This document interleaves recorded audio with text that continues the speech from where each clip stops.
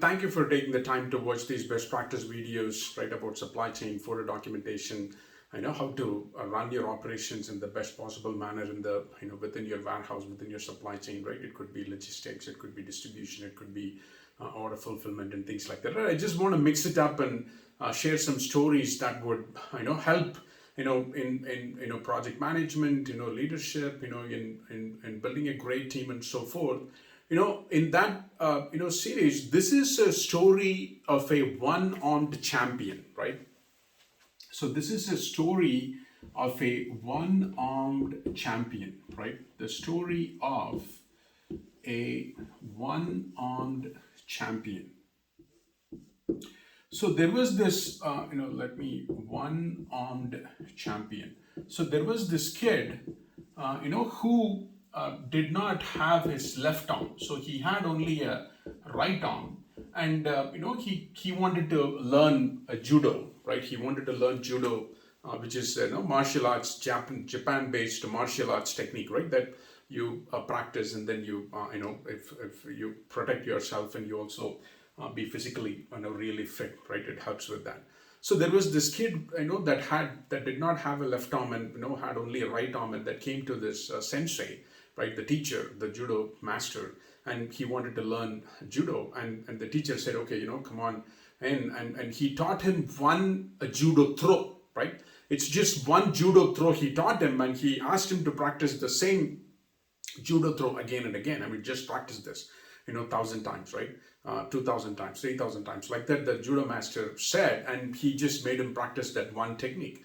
And he just practiced that one technique and kept on practicing. And obviously, right, as time passed, he saw his, the fellow classmates were doing so many other things and training so many other things.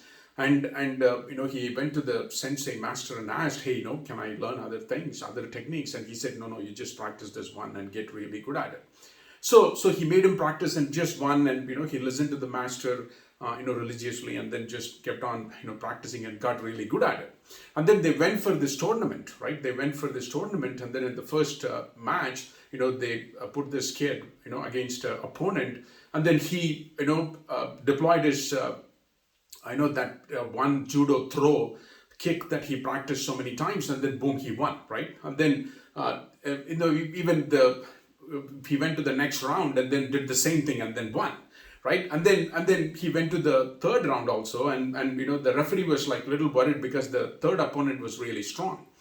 So the referee was worried, and he said, hey, can he handle this? And the sensei said, let him do it. And then he won on the third round as well. And finally, right, he fought against all the opponents, and then boom, he won the tournament, right? So that was a surprise to himself, to the student, who was young and who knew this only one technique, really, really well. And he has practiced that one technique, 10,000 times, and he's gotten really good at it. So he won and he was surprised. And on the way back, he asked the sensei, master, how did this happen? How did this, how did I win just with one arm? How did I win this tournament? And the sensei replied, hey, the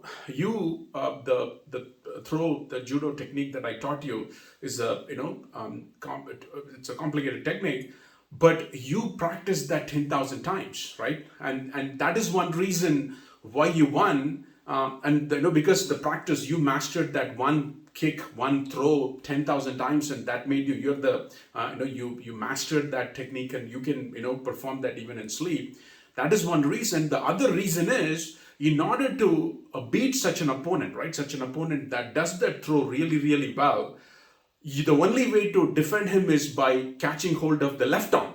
And this kid doesn't have a left arm, right? So none of his opponents were able to deal with that. They were not able to defend him because this kid didn't have the left arm, right? I mean, so, the sensei, set him up for success so beautifully by leveraging his, adversity, right? So that's why, we say, hey, you got to turn adversity into an opportunity in life to be successful.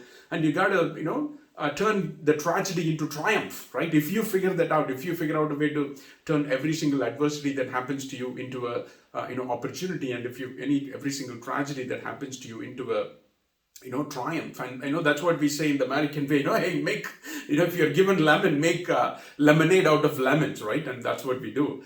And that's what the sensei did. And if you really think about, right, the sensei told two reasons, but I found one more reason, which is I mean, when this one-armed kid goes for the fight, the opponent looks at, what is this? Oh, this one-armed kid, right?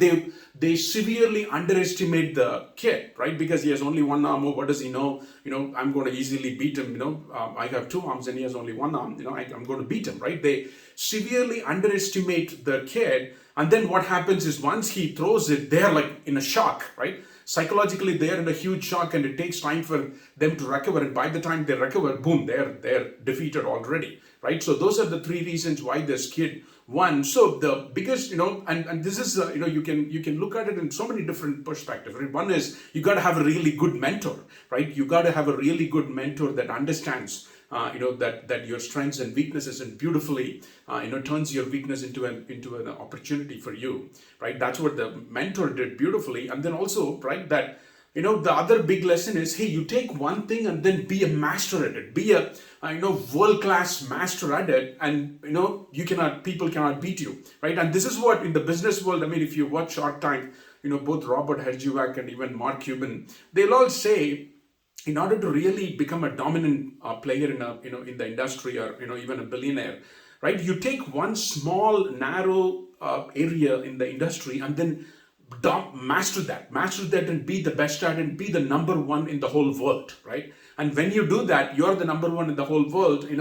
People come to you because you're the only one that knows that subject, that industry, that vertical, that specific niche in depth, and you're the number one, that they come to you, and you make you solve their problems, and you make all the money, right? So that is another way of looking at it. So there are so many different lessons from this story. It's a very fascinating story. And right, I mean, most importantly in life, and this is what I tell my daughter and everybody else that I work with, hey, if you can figure out a way to turn your adversity into an opportunity, anything that comes your way, you can make money out of it, right? So something to think about. Hopefully this was helpful. It's a very refreshing story, just to in the middle of all this, best practices, supply chain, and all that. So would love to hear your feedback. Thank you.